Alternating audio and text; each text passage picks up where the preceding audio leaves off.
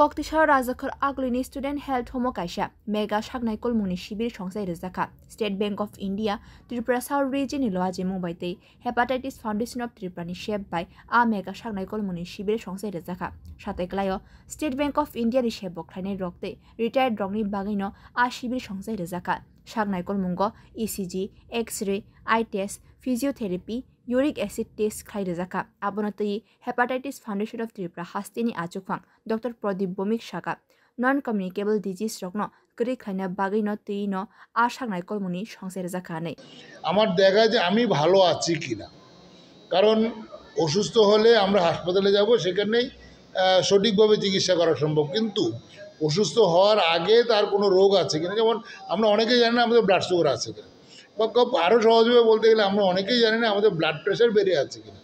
এই যে সহজ জিনিসগুলি কিন্তু যেগুলো আমাদের শরীরে অত্যন্ত কঠিন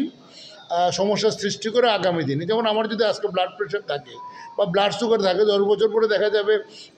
ওর কিডনি প্রবলেম হয়ে গেছে অথবা 5 বছর পর বা 2 বছর পর হঠাৎ করে স্ট্রোক হয়ে গেল এই যে যেগুলি বড় বড় সমস্যা বিশেষ করে নন কমিউনিকেবল ডিজিজ